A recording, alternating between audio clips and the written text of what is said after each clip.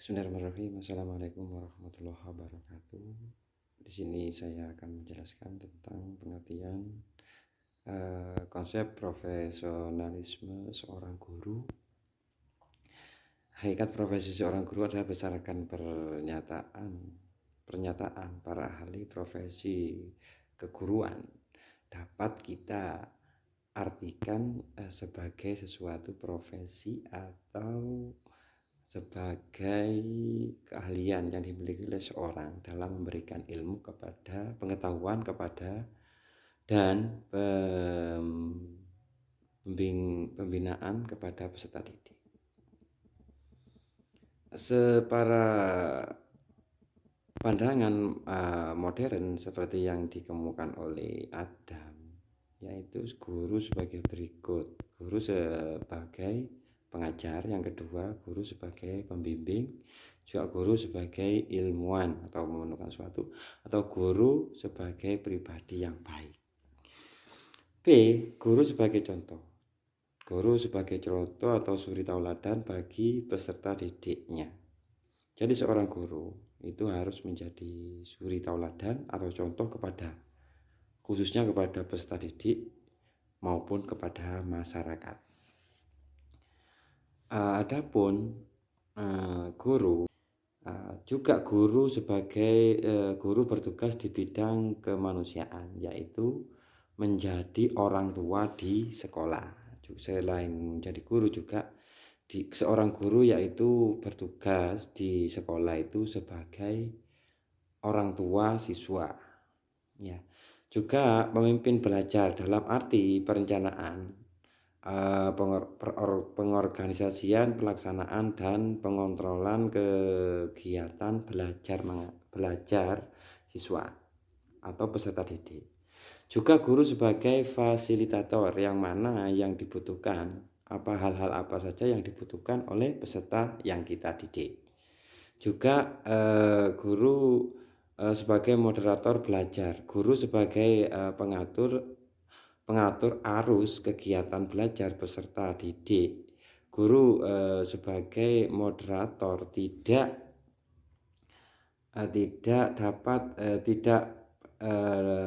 pendapat yang telah dibahas diajukan peserta didik. Jadi juga tugas guru itu mendengarkan hal-hal apa saja yang dibutuhkan oleh peserta didik kita.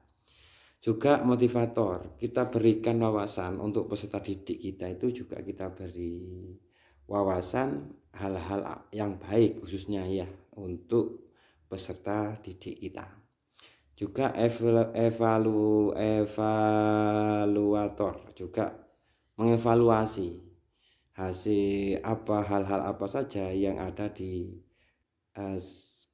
peserta didik kita atau karakter-karakter dari peserta didik kita. Sekarang peran guru dalam pembelajaran tatap muka. Hal apa saja yang diperlukan dalam pembelajaran tatap muka? Dalam mengemukakan pendapat terdapat berapa peran guru dalam pembelajaran tatap muka. Di antaranya yaitu guru sebagai perencana pembelajaran, guru juga sebagai pengelola pembelajaran, dikelola bagaimana cara kita itu mengelola kelas kita atau peserta didik kita menjadi peserta yang baik, ya, atau menerima penjelasan dari kita dengan baik. Juga guru sebagai pengarah pembelajaran, kita arahkan peserta didik kita arahkan hal-hal apa saja yang kita berikan kepada anak peserta didik kita. Guru sebagai evaluator juga kita evaluasi sebelum kita berikan kepada peserta didik kita evaluasi apakah ini cocok untuk peserta yang kita didik. Guru sebagai pengarah atau pelaksana kurikulum, juga kita sebagai seorang guru juga harus memahami kurikulum yang kita ajar sekarang. Mungkin itu dari kami, kurang lebihnya mohon maaf. Akhirnya assalamualaikum warahmatullahi wabarakatuh. Baik, assalamualaikum warahmatullahi wabarakatuh. Saya di sini akan menjelaskan tentang konsep profesionalisme guru. Tentunya kita tahu guru adalah seorang yang mengajar atau memberikan ilmu pengetahuan kepada peserta didik. Namun tugas seorang guru tidak hanya sekedar itu saja, namun juga memberikan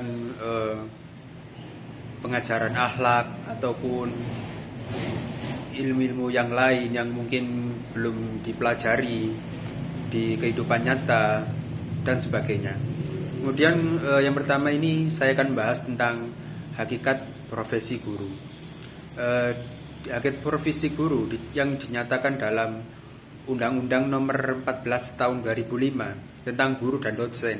Pasal 1 dinyatakan bahwa guru adalah pendidik profesional dengan tugas utama mendidik, mengajar, membimbing, mengarahkan, melatih, menilai, dan mengevaluasi peserta didik pada jalur pendidikan formal, pada jenjang pendidikan dasar dan pendidikan menengah. Oleh karena itu, dapat kita simpulkan ini tugas guru itu sebenarnya banyak. Tidak hanya mengajar, melulu mengajar tentang ilmu pengetahuan. Namun, menurut pandangan Adams dan Dickey dalam Savitri 2019, peran guru sangat luas yang meliputi sebagai pengajar, sebagai pembimbing, sebagai ilmuwan, dan sebagai pribadi. Kemudian yang ke B, guru sebagai contoh atau suri tauladan yang mengungkapkan bahwa guru adalah seorang suri tauladan, sehingga di dalam suatu pembelajaran guru itu dianggap sebagai contoh atau suatu sosok yang perlu dicontoh dan digugu dan ditiru, sehingga kehadirannya selain mendidik tentang ilmu pengetahuan namun juga mendidik tentang akhlak. Kemudian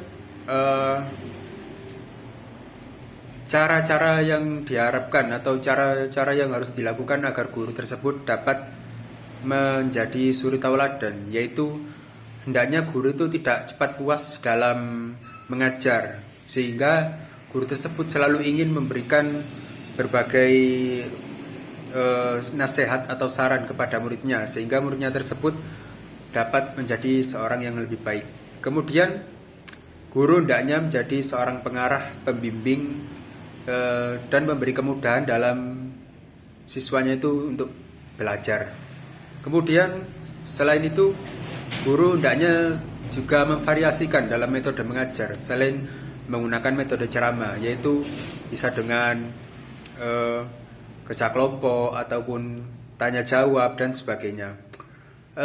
Kemudian guru juga harus dapat menyiapkan berbagai sumber belajar, seperti dari handphone atau dari internet atau dari buku atau sumber-sumber yang lain, sehingga materi pembelajaran yang disampaikan oleh guru ini dapat tersampaikan kepada siswa.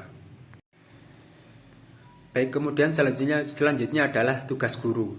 Tugas guru ini dibagi menjadi 3 kelompok besar. Yang pertama adalah tugas di bidang profesi, meliputi guru yaitu sebagai pendidik, pengajar, dan pelatih. Mendidik berarti meneruskan ilmu kepada siswanya. Sedangkan melatih yaitu melatih keterampilan pada siswanya agar lebih terasah. Kemudian guru yang bertugas di bidang kemanusiaan, yaitu orang tua kedua di sekolah. Artinya guru ini menjadi seorang orang tua yang kedua di sekolah yang menggantikan tugas orang tua di rumah. Jadi ketika siswa tersebut di sekolah, maka tugas peran sebagai pembimbing dalam mendidik di rumah itu digantikan oleh seorang guru. Kemudian tugas yang ketiga yaitu tugas guru di bidang kemasyarakatan. Dalam hal ini guru itu menjadi seorang yang bertanggung jawab atas nilai-nilai moral dan sikap seorang siswa tersebut di dalam masyarakat. Jika gurunya baik atau bisa mengajari muridnya dengan baik, maka tentunya akan berdampak pada siswa tersebut menjadi baik juga di masyarakat. Begitu juga sebaliknya, jika guru tersebut memiliki akhlak yang buruk, maka siswa tersebut tentunya akan bersikap buruk juga di masyarakat. Kemudian selanjutnya adalah peran guru. Peran guru dalam menurut Hamzah, peran guru dikaitkan dengan proses pendidikan berbasis lingkungan dalam proses pembelajaran, yaitu guru menempatkan diri sebagai pemimpin belajar, yaitu artinya perencana, pengorganisasian, pelaksana, dan pengontrol kegiatan belajar peserta didik. Kemudian fasilitator belajar, yaitu guru sebagai pemberi kemudahan terhadap belajar siswa. Kemudian moderator belajar, yaitu guru sebagai pengatur arus kegiatan belajar peserta didik. Yang keempat, D, motivator belajar, yaitu guru sebagai penyemangat atau penaik motivasi bagi siswa agar belajar dengan giat. Kemudian evaluator belajar, yaitu guru sebagai peneliti yang objektif dan komprehensif. Kemudian sudah. Jadi itulah beberapa peran guru. Kemudian yang terakhir, peranan guru dalam pembelajaran tatap muka.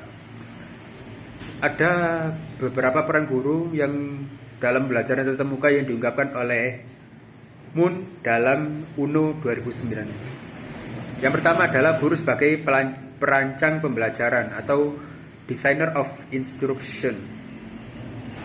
Kemudian yang kedua adalah guru sebagai pengelola pembelajaran atau manager of instruction. Jadi yang pertama tadi kan perancang pembelajaran, artinya di mana semua pembelajaran itu, baik itu kurikulum ataupun proses pembelajaran itu direncanakan dulu oleh seorang guru. Kemudian yang kedua tadi pengelola pembelajaran, artinya di dalam suatu proses pembelajaran guru tersebut akan mengelola sebagian besar pembelajaran yang telah terjadi, misalnya dalam penilaian ataupun evaluasi.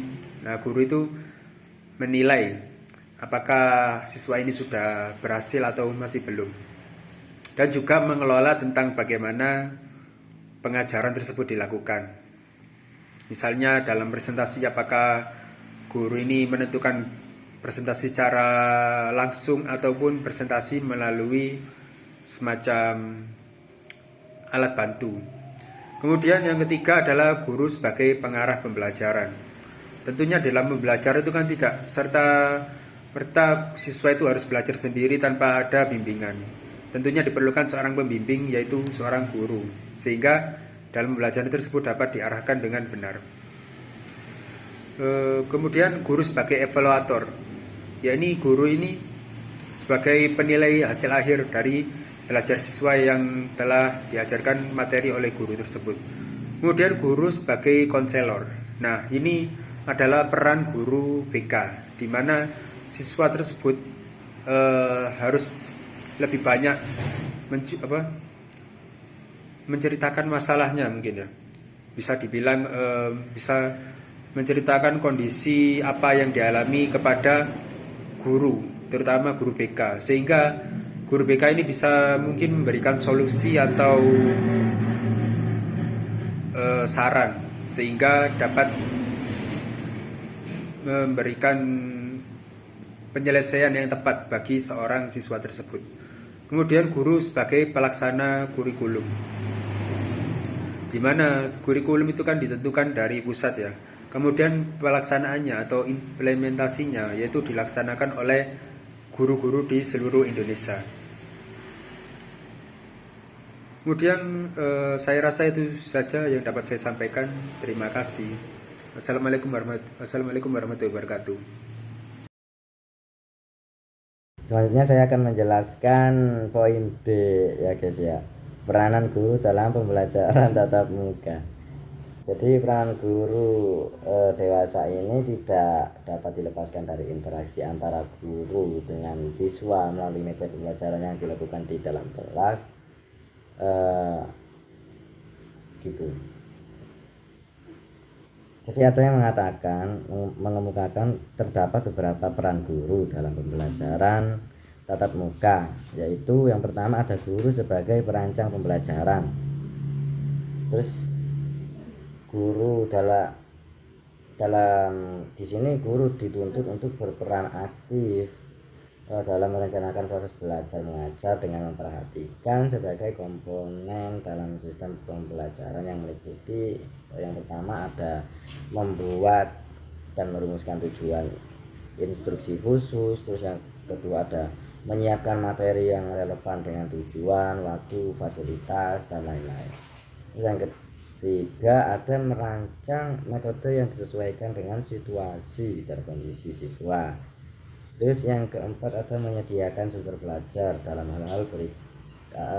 hal ini guru berperan sebagai fasilitator dalam pengajaran.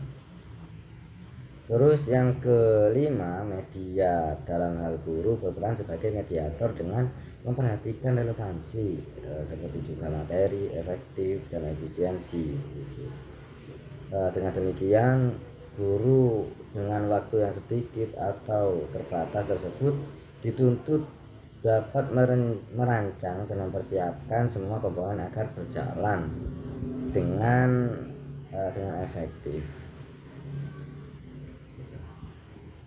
Selanjutnya ada guru sebagai pengelola pembelajaran. Jadi tujuan pengelolaan di sini, pengelolaan kelas khususnya untuk menyediakan dan menggunakan fasilitas bagi bermacam-macam kegiatan belajar mengajar. Tujuan khususnya itu mengembangkan kemampuan siswa dalam menggunakan alat-alat belajar serta membantu siswa untuk memperoleh hasil yang diharapkan. Selain itu, guru juga berperan dalam membimbing pengalaman sehari-hari ke arah pengenalan tingkah laku dan kepribadiannya sendiri. Terus ada guru sebagai pengarah pembelajaran. Guru sebagai pengarah pembelajaran di sini senantiasa guru itu berusaha menimbulkan. Saya ulangi lagi tadi sampai guru sebagai pengarah pembelajaran. Guru sebagai pengarah pembelajaran di sini senantiasa hendaknya guru itu berusaha menimbulkan, memelihara dan meningkatkan motivasi peserta didik untuk belajar begitu. Terus ada guru sebagai evaluator.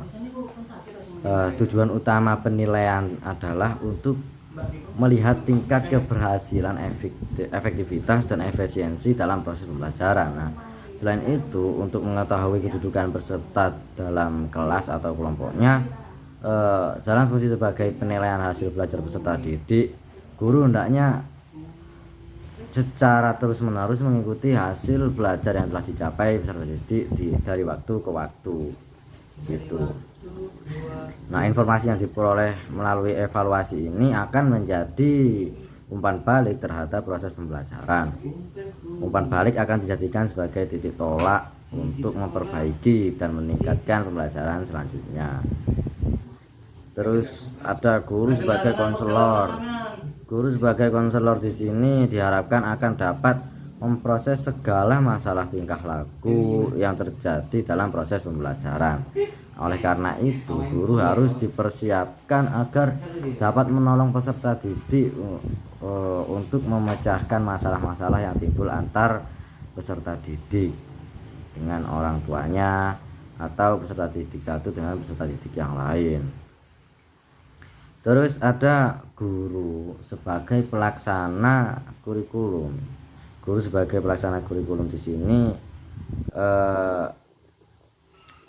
akan menjadi guru di sini ya akan menjadi orang yang bertanggung jawab dalam upaya mewujudkan segala sesuatu yang telah tertuang dalam suatu kurikulum resmi gitu. Mungkin cuman itu saja yang dapat saya sampaikan. Terima kasih.